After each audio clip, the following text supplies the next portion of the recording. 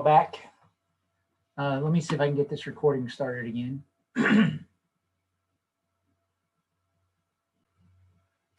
Maybe I was recording all through lunch.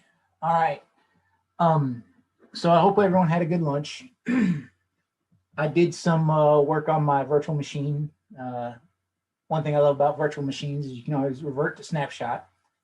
So hopefully I fixed my problem.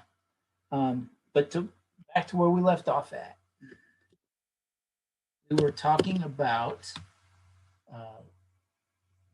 flow control, essentially more loops is where we're at. We're looking at the ForEach and the for conditions, mainly saying for each of these, or for each item within this list, do a certain task.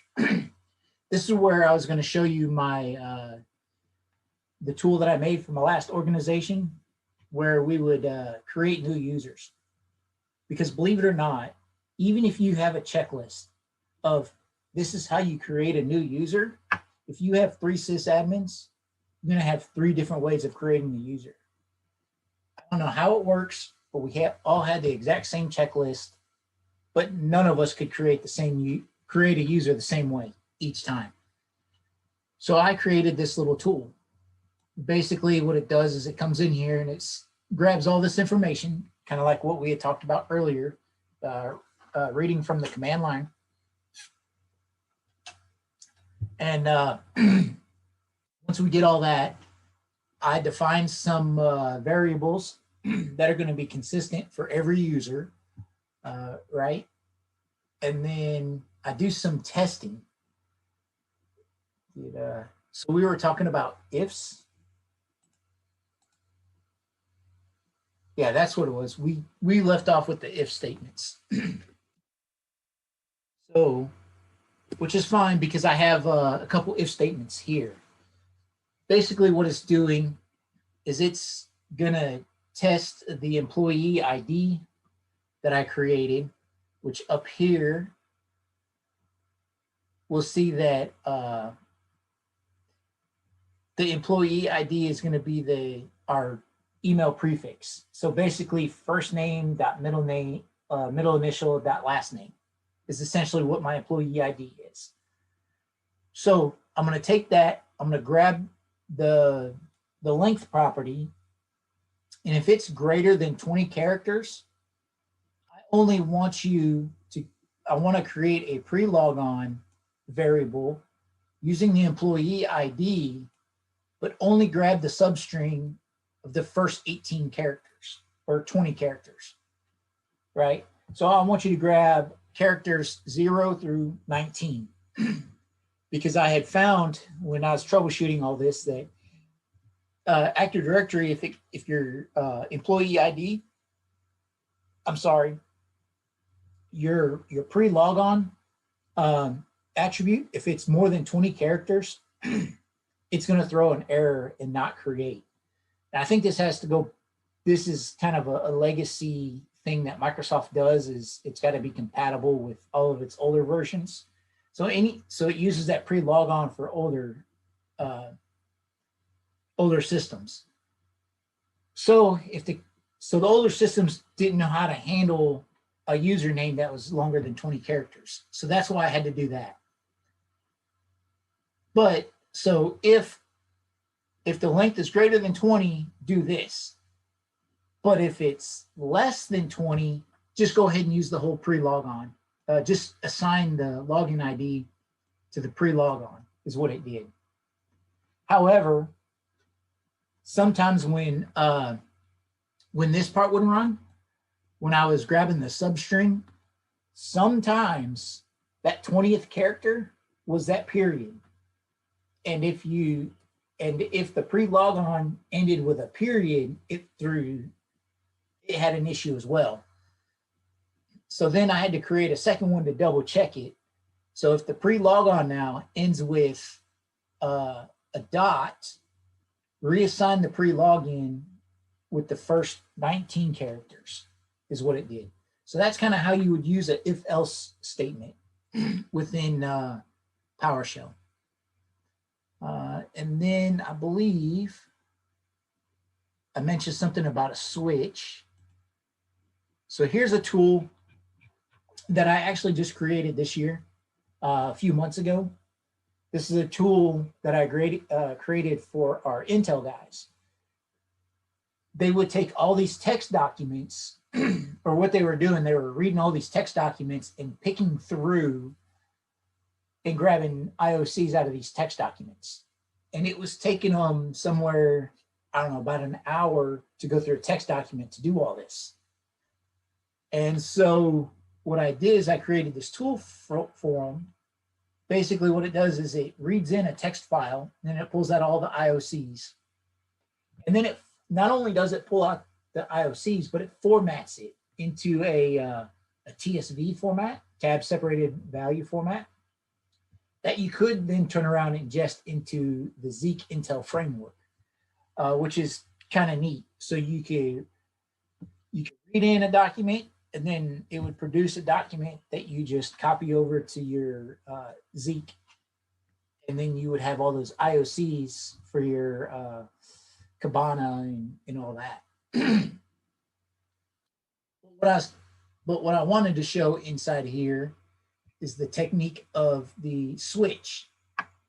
So we were talking about if you had instead of using a nested if statement, so if value is A, if value is B, if value is C, instead of doing all those checks, you can do a switch statement. So basically what I have in here, we haven't talked about the ForEach yet, but I have a list of IOCs that I've created from some code above here. And so in this IOCs, I want to grab the keys. So for every key that's in this list, if the key value is IP, set the indicator type to Intel : ADDR. So this is a heading that the Zeek Intel framework can read.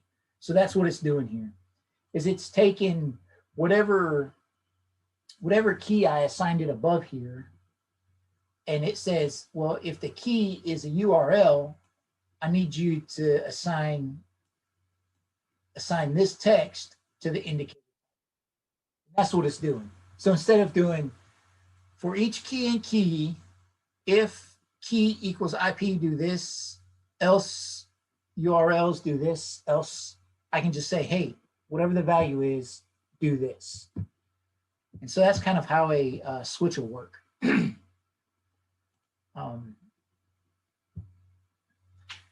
So I know before lunch I said we probably didn't have time to do the demos, but I did some adjusting. We're going to kind of walk through some of this. So some of you who don't have that much scripting experience can get a better understanding of what's really going on. So with this if statement here, I'm saying, hey, if A is greater than 2 and it's less than 10, I want you to print this statement. Else if, this is how you'll do an else. If A is less than 2, write this statement. Else the value, and so this final else statement, what the final else statement does is it's going to run if your variable here doesn't match any of this if statements, right? So here we have a value of 11. We're going to assign 11 to A. So what's going to happen is A is greater than 2 and it's greater than 10. So it's not going to write this statement. And it's greater than 2, so it's going to skip over this statement. So it's going to write this statement here. The value of A is greater than 10.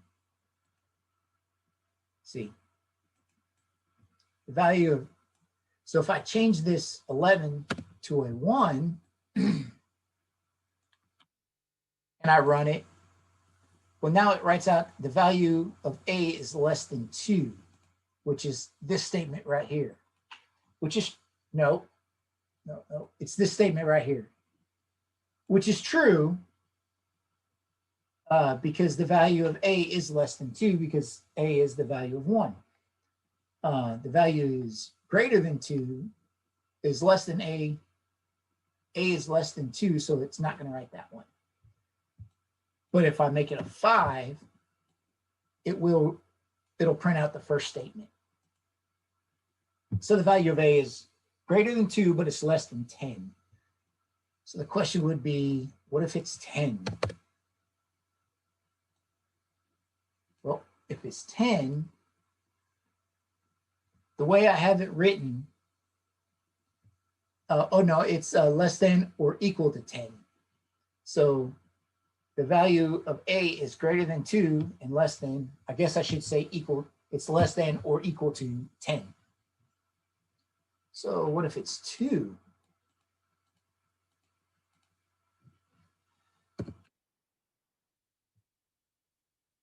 Well, if it's 2, the value of A is less than 2. Because if I would have made this, because the second statement is less than or equal to 2 is why it wrote this one. So 2 is equal to 2. That's why that's true. So we already looked at that. So here's an easy way to think of the switch statement. So I have a string A. So we're assigning the value of 2 to A. So if I do this and I run this, it's a 2 and it stops. Let's see.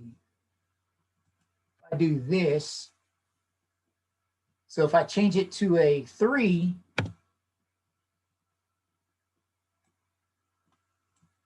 and I run it, it prints out both. It printed out everything that it matched, essentially. So it printed this one, and then it printed this one again. Well, what happens if you want it to only print one time? That's where this break statement comes in. Not exactly sure why I had it here in the first place, but if I were to move it here and then run this, it only prints out the first one. Because what's happening is it's gonna, it prints this out and then it gets to the second part of the statement of break, and break is a keyword to, hey, break out of this, this control, right? I want you to stop processing. So that's why it only printed out once. If I take it out altogether, I run it, it prints it out both times because it matches everything. So if it's a 4,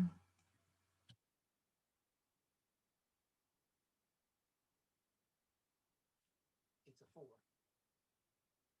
So I kind of hope that clears up the whole switch parameter, because otherwise, if I'd have wrote this out with ifs, I would have had to have written if A equals 1, then write host 1, else if A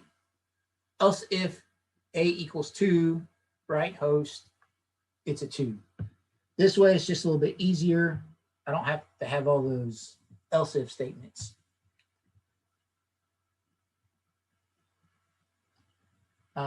So here's another example of how I used the switch statement. It was back whenever I was doing a lot of, when I was a sysadmin doing a lot of VMware work. Down here, I had to, there was a, I forget what exactly we were doing, but I had to put certain hosts into certain states, whether sleep, maintenance, or whatever. So I just created a state switch. So if the state is in maintenance mode, I want you to put the PM state into maintenance. Or something up here in the code, I told it to either put the state, the host in maintenance mode, ready mode, deleting, or whatever. And whatever I would have done up here to validate, to fill in the variable state, this is what it would have done. This would have put the host into ready mode, deleting, and error. Otherwise, if state is null, if it doesn't do anything, go ahead and just break out of the loop, right? I have to find a way to get out of it. So I'm trying to think.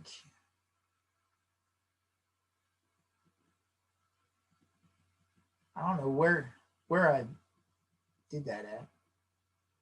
This is one of my earlier scripts, and I didn't document it.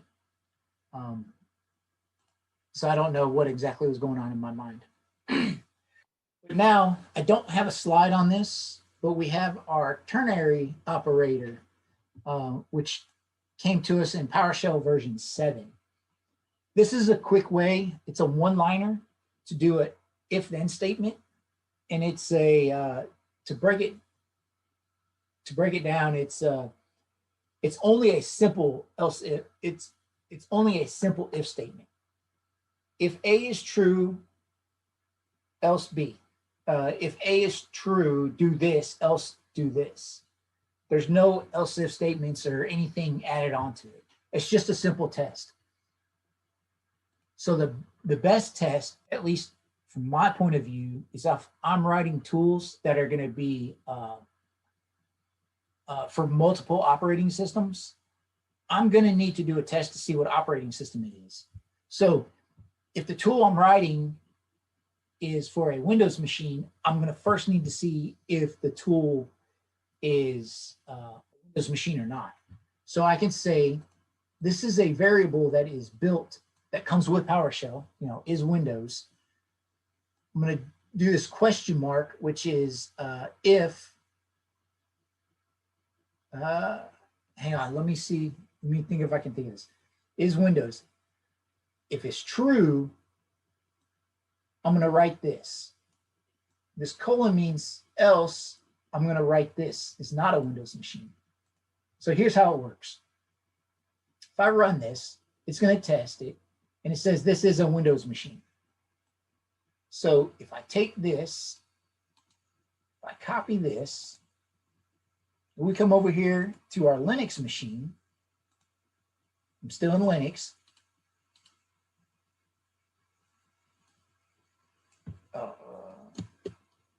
Yeah, let me copy it again. So here we go. Let's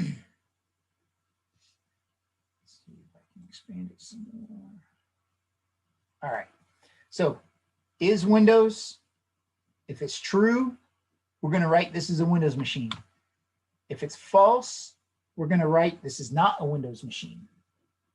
So it's just a very simple true false if statement. So we hit enter, hit enter. This is not a Windows machine. So that's how a ternary operator works. So what we could do here, if we wanted to write a tool that is for, let's say it's for a, we could have it do two different things. We can test and see if it's a Windows machine. If it's not a Windows machine, or if it is a Windows machine, we could execute ABC code, which will be here. We would write that code here. Else, that must mean it's a Linux or Mac OS, which those two PowerShell, they're going to be very, very similar. So you might be able to get by with writing your additional code here. If it's a Linux machine, we're going to execute code DEF, because it's going to be a little bit different, especially file paths, right? So that's how we can use that. This is how we could possibly make a machine non-specific or OS non-specific tool, which is one of my future goals. All right, so we've talked about the if else, we've talked about the switch statement. We're going to talk about the for each and the for loops. So sometimes you're going to need to do a task and you're going to need to do it repetitively. That's where the for each and the for comes in at. The for each is the one I use the most. It's because I tend to grab a list of things and then I want to do something to each of those things in that list. So that's where this for each comes in. Grab my little pointer here. Laser pointer. So I'm going to say for each collection. So this collection is going to be that list of things that I grabbed from somewhere. So for each thing in my things, you keep hearing me say that, it's because my typical way of building this is typically this collection, the variable, I'll make it a plural variable. So it'll have an S because it's multiple things, it's multiple objects. And so if I'm in a for each loop, I'll make my variable within the for each loop a singular noun. That way I know it's a singular version of the big list that I made, if that makes sense. So then that way I know I'm only dealing with one item out of a list. So for each item in this collection, you're going to do code ABC is what you're doing. So that's basically what a for each does. A for loop is going to do something until a certain condition is met. So for int, so some sort of integer, how many times are you going to run it? Condition, this is where you're going to build your condition until something is met. You're going to repeat this statement. So here's what this looks like.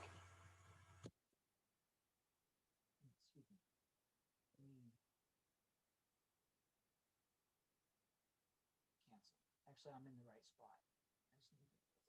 These. All right, so the for each. So here's what I was talking about. For each, see how I created the letters? I made it plural, and then I added this whole list of letters. So for each letter in letters, you're going to write host. And then I have to call this variable for it. So here we go.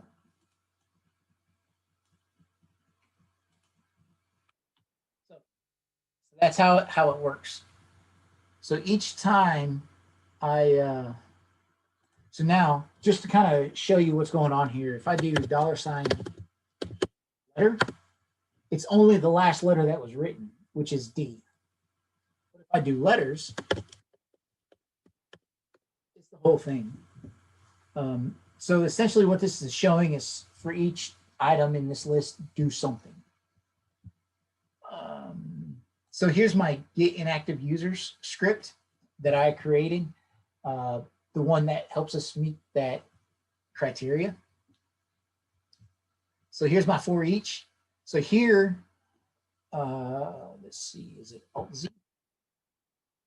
So here, my users is how I got my list of users. So I went and I had an AD users and computers installed.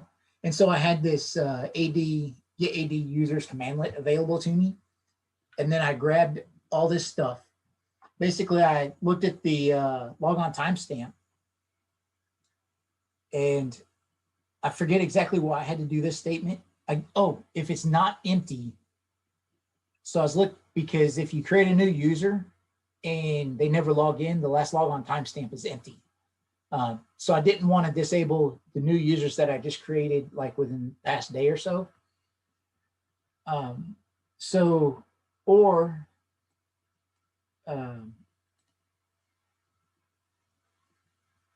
maybe I was looking for empty ones to making sure they were disabled. last logon timestamp is less than my 45-day cutoff, which is where I got the get date, and I added a negative 45 days. That told me that I was looking for a date 45 days previous of today. And then I did my search base, which is here. But this is how I filled my users. And I would end up with, I don't know, a good, every month I would run it. I would get, 5 to 6 users put in there. And then so for every user right here that was in this list, I want to grab the name, plus I'm going to type this, plus I'm going to grab the last logon timestamp. So basically what I was doing is I was going to put this in their comments field. So whenever I looked at Active Directory, somebody called and said, hey, my account's been disabled. I could look at this and quickly go, oh yeah, well, you were disabled because the last time you actually logged in was, and I would already have a date. I didn't have to go search for it. It was kind of the idea I was going for.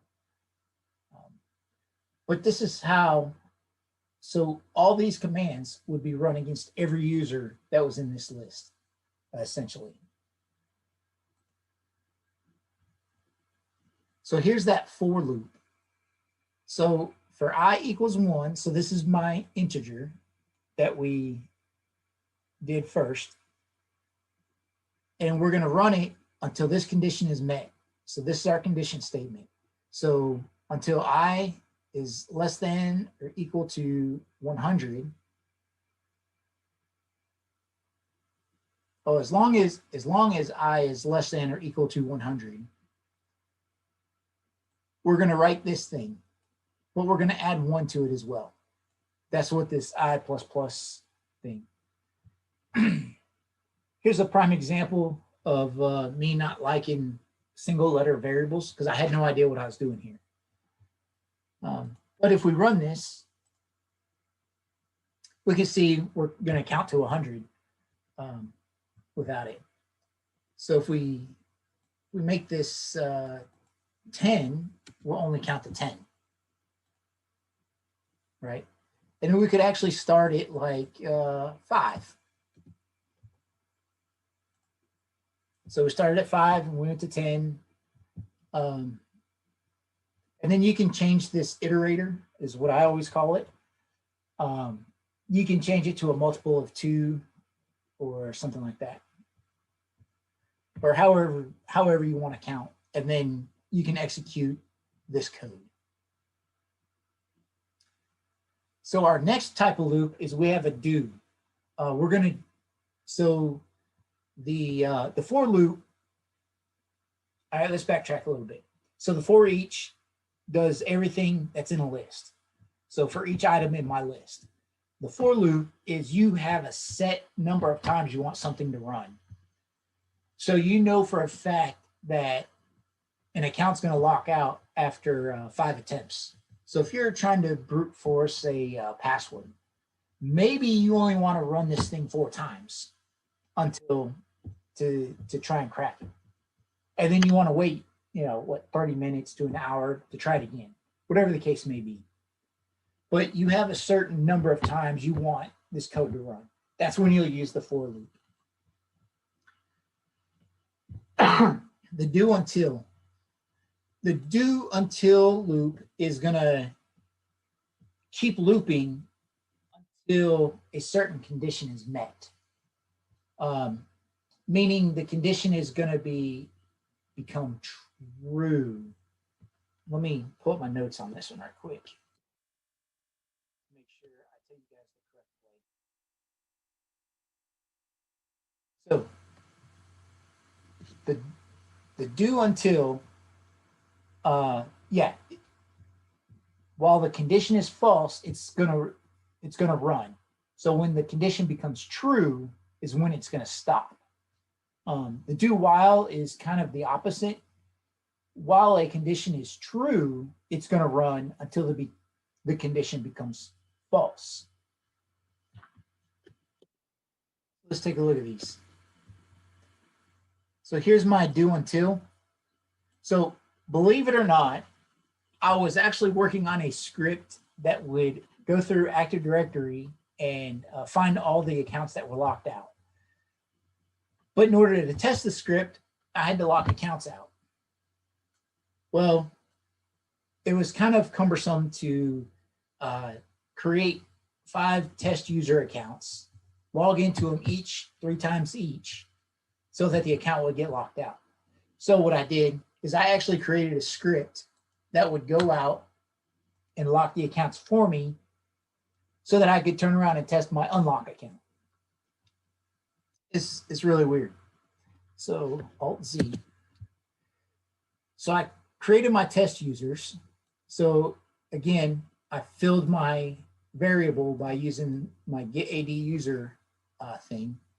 I had a certain, oh, I didn't fix this one. Shnikes. All right. So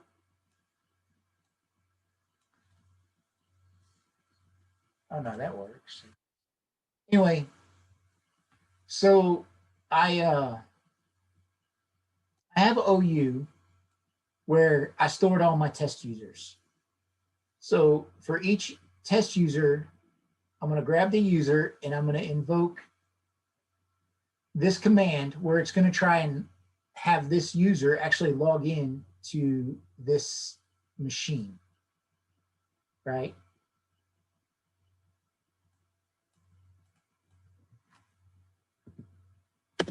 So yeah, it's going to log into the machine and it's going to try and get the processes. Well, it's going to fail because I never gave it a credential to use. So it's going to do this until the property of the user account changes to locked out. And then it's going to tell me, hey, this user's been locked out, which is fine, which is what I wanted it to do. But so each time this thing runs, it's going to check the ID, it's going to check the SAM account property of locked out. If the account is not locked out, it's going to run through and it's going to try this again. It's going to check it. If it's locked out, it's going to stop. If it's not locked out, it's going to run. So that's what I was talking about. It's going to run as long as the condition is false. So the condition I'm checking here is the account locked out. False. We'll run it again. Check it. It's false. Run it again. If it comes up true, we're going to exit out and move on to the next thing.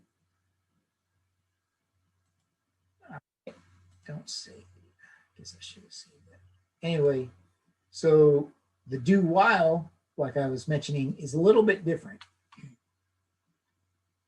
So I was doing a little red teaming event with some people, and my intent was to try and fill the hard drive and have the hard drive crash. So what I decided to do was I created this infinite loop that would just create a random file of a random size and leave it in the folder or whatever. So it's gonna grab the size is gonna be a random number between this number and this number, and I believe that's in bytes. It's gonna give it an extension of one of these that I've listed, and this is just some word list. The OIC of the red team during that moment is a real big Pokemon fan. And so I created this list of Pokemon names for him. But that's what it does. Get down here. So here's the do loop. So it actually starts up here. It's going to do all this, grab all this, grab a random word. It's going to put it all together. So here's a good example of a command on Windows that does not, or I should say an application on Windows that does not have a commandlet, a PowerShell commandlet equivalent, which is this fs utility. This fs util is a way you can create files on Windows machines.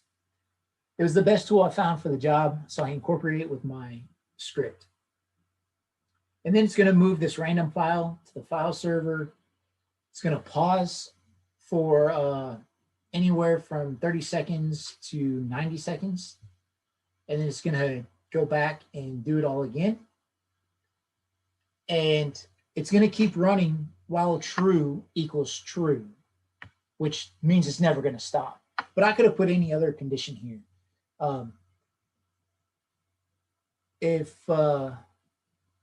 While whatever condition, as long as it's true, it's going to keep running. But the minute that condition changes to false is when I would have broken out of the this loop. So I purposefully did not put in a way to break out. And then while. So the while loop is similar to the do while loop. So it just goes, it just tests the condition at the beginning of the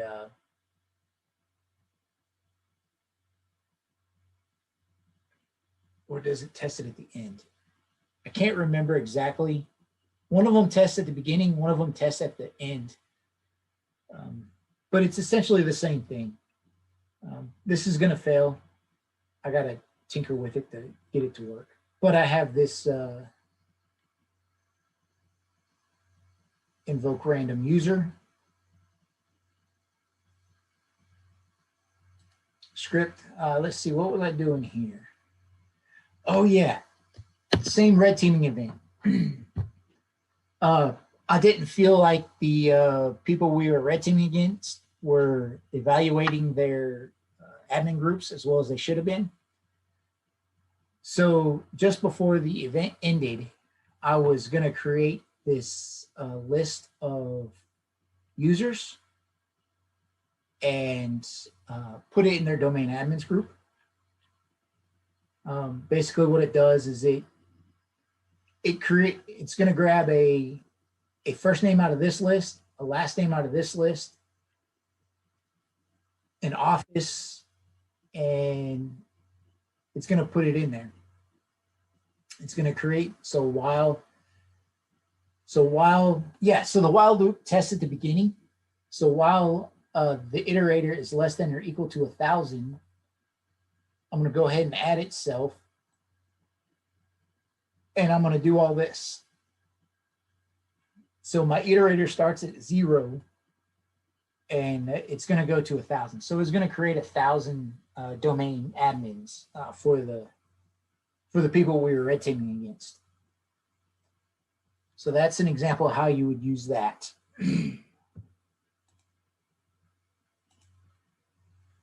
All right, so adding commands. So you can, PowerShell has a whole community behind it. You can build your own commands or functions to act like commands. Other tools also have their own commandlets that come with it. So way back in the day, when PowerShell was first coming out, they would use what they called snap. So snap-ins, if you've ever worked in a Microsoft Active Directory environment, you used to have this toolbox that you could open up and you could add and remove what they called snap-ins, which were just tools that would allow you to locally administer remote machines. So you could install the Active Directory users and computers snap-in, and you could install just the tools you used on a daily basis, group policy and things like that. Well, they took that same concept and ported it over to PowerShell. So now you could import snap-ins or get ps snap-in and then list the tool name, and you would import the snap-in, and then you would have all these new commandlets that you could use. You've seen some of these whenever we were looking at Active Directory or some of the Active Directory tools that I had created. we had the AD users. That was the Active Directory users. VMware had its own set of snap-ins. You would get ps snap-in VMware, and then I could have VM host, get VM host commandlets and things like that. So that's how you used to import snap-ins. Well, they've moved away from that, and they've gone to the new hotness of modules. Everything is a module now. So whenever you're building your tools, you actually can build it into a module type format and then send it out that way.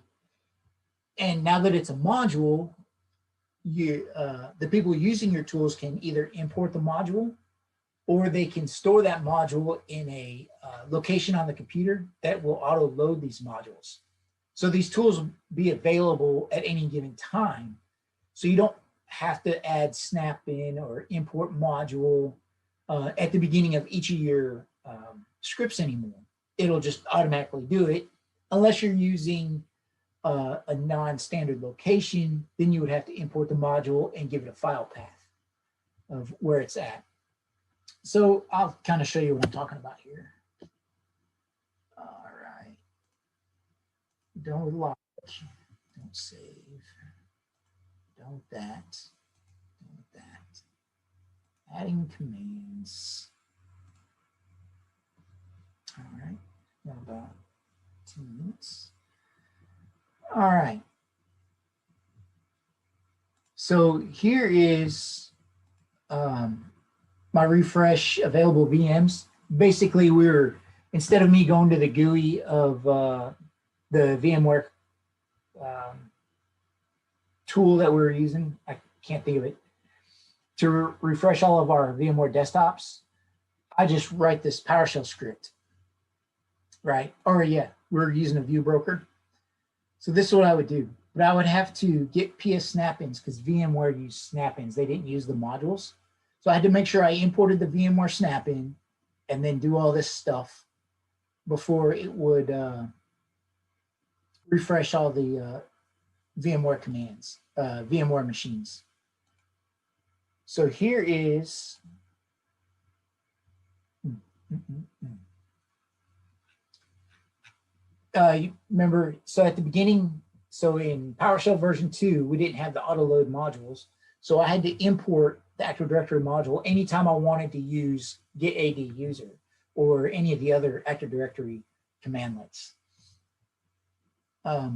But at this point, now we have, here we go. We can, we have what we call auto load modules, meaning there's certain places that PowerShell is going to look at to automatically load these modules. So to see what's available to you, you can get -module list available. We'll give it a second here because it's going to take a minute. And these are all the modules that are available to me. That's interesting. So here's all the PowerShell 7 modules. Some more modules. So it gives you the file path of where they're at as well. So here's all my Windows PowerShell modules. Some of them are core. So this desktop means it's for Windows PowerShell. Core means it's the core PowerShell. So Windows has two flavors, or not Windows. There's two flavors of PowerShell out these days. There's what they call Windows PowerShell, which is going to be PowerShell 5.1 and lower, meaning it's only going to work on Windows. So they call it Windows PowerShell. The other PowerShell flavor that's out there is called, it used to be called Core PowerShell, but they've dropped the core and they just call it PowerShell. It actually started in version 6, but is now moved over to 7, and is 7.1 is still considered PowerShell. So if you hear me say PowerShell, I'm probably talking about the newer flavor, which is 7.1. And Microsoft has also said that they're not doing any development for Windows PowerShell. They're only developing in PowerShell, so 7.1 and higher. But it's not installed by default on Windows either. You actually have to install it yourself. So those are just some informational tips. But here's all the modules that are available to us.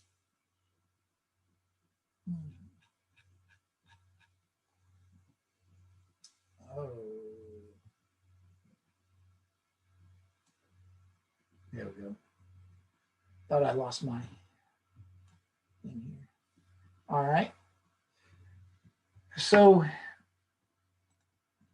if we're looking, we talked earlier about something's off. Oh, yeah. So earlier we talked about how to find commands and things like that. So we can find all of the commands that we have available to us. Say we know we're looking for something with the word host in it, so we can get command. So here's all of our commands, applications, commandlets. Here's some functions that we could use. So it goes through and it also looks at our applications of what we could use. So we know we want to use get host. So we kind of look at it and we see that it's a current host program. Get host commandlet gets the object that represents the program that is hosting Windows PowerShell. So it's going to get stuff from our machine, essentially. So if we were actually looking for VMware stuff, we wouldn't be able to find it. So we're going to use get help and the VMware host. And it's looking for it, it's looking for it. It's probably not going to find it because I actually have to go out and install it, which we're going to do here in just a moment. Yeah, it could not find get VMware VM host. What we're going to find is, and I think we talk about it later, but you can have collisions in commandlet names. So generally what happens is we're going to go install some VMware, the VMware module. And when we do, it's going to give us get VMware or VM host. That way it doesn't collide with our current get host name. Because what will happen is when PowerShell loads, it's going to load the original get host commandlet. And if VMware only had a get host, instead of prefacing it with the VM for VMware, it would overwrite our current get host, and then it would only be the VMware version that we had installed. So the last one loaded is the one that wins. So here's so I was talking about where all these PowerShell module paths were. It's got an environmental variable, env, the PowerShell path. So if you build a module and you store it in any one of these locations, it's going to auto load for you. Linux has the same thing, $env module path. So here's all the auto load paths for modules if you're going to build them for Linux. Mac has the same thing, probably the same spot. So we don't have any of those, so we're not going to worry about that. So let's see if we can.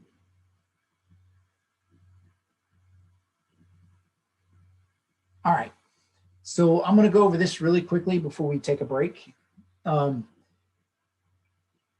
So you can set, PowerShell has a gallery where you can go find modules that other community members have built.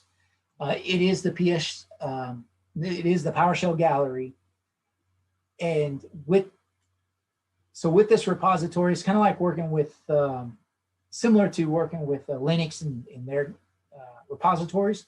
You can add repositories, you can remove repositories and things like that. So you could add GitHub, you could add your own personal, like if your organization had its own repository, you could do that. But I'm not going to do this. You can go out to the PowerShell gallery and do searching because you can actually look at it through the web browser. But what we're going to do is I'm going to show you how to import some commands from the PowerShell gallery. All right. So we're going to get command. We're going to also notice that we don't have a SQL command.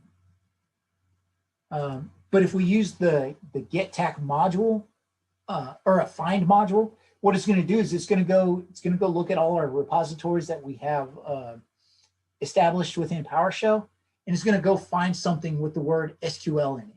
So if we do this and we run it, the only repository we have installed right now is the PowerShell gallery.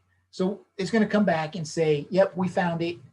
We found all these tools within the PS gallery that you could use. Okay, that's great. Control C. We know we're going to need to either administer or we're going to do something with a SQL server. So we're going to install that module. So we're going to find it. Yeah, it's there. So let's go ahead and install this module. I'm going to do it twice. Copy. So let's run that thing. So while that's installing, I'm going to come over here to our Linux and I'm going to do the same thing. Maybe.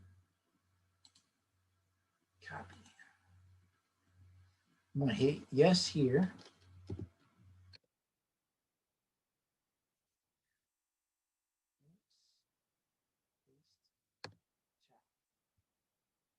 So as these are installing, we see this. Excuse me.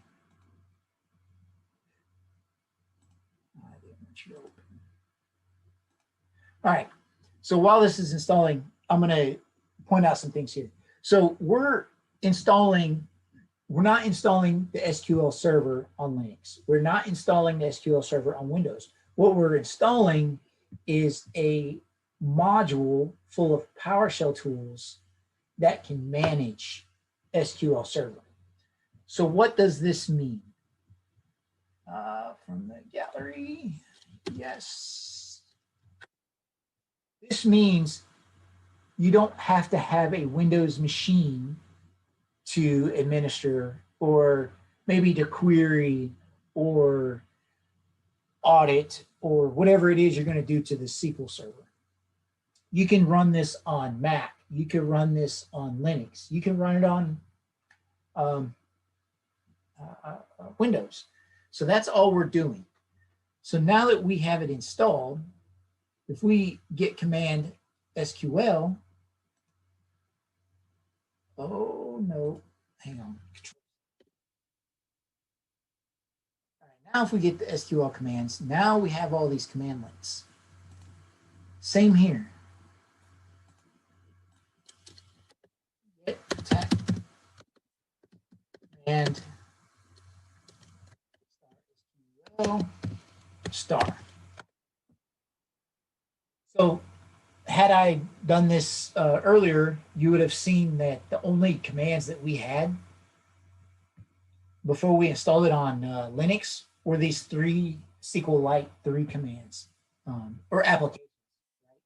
But now we have all these SQL commands so that we could administer or whatever to our SQL server. So this is great. So that means we can also do this with VMware. We could do this with SharePoint. We can do this with anything that has commandlets. So, so now if you wanted, so now that we've installed the SQL server, if you just wanted to get what commands were in that SQL module, so you didn't get confused, you could run get command and specify the module of SQL Server so you can see what's there. So once you get command and you get the module, Now you can take whatever it is you're looking here, go get your help, and start developing your application or your program. It goes back to those three commandlets you have to memorize: get command, get help, and get member. So now that we have that, so this is the only, well, let me see if I can do it.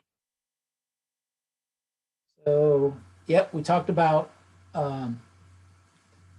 getting the modules from the internet, basically the PS Gallery or NuGet or whatever you want to set your repository to, right? So this is how you would actually create new repositories. You would set PS repository. We talked about the find module and then install module. That's how we installed SQL. All right. Outputting, we're going to touch on this right quick. You've seen me output a bunch of stuff already. You can output to a table, a list, a wide format. And you can create your own custom columns. We're not going to get into that. Just know that you can. If we have time later, I might show you an example. Other outputs, so you can, instead of writing things to a file and outputting it, you can write error messages, you can write information, and you can actually write a progress bar. You've seen the yellow progress bar come across when we were installing the modules. Those are some of the other things you can do when you output something. We talked about read host. This is where you're going to actually ask for input from the user. I actually have some code on here, and inside, if you've downloaded the stuff out of my GitHub repository, I've got some example code. If you, instead of reading from a command line, if you wanted to prompt your users with a box, an input box, this is how you would do it. You would actually use, you're actually using the underlying .NET framework. And I tried this in the Linux machine the other day, and it worked in Linux as well. If I remember correctly, it did. So the new .NET Core 7.1 does have this framework in it for you to use.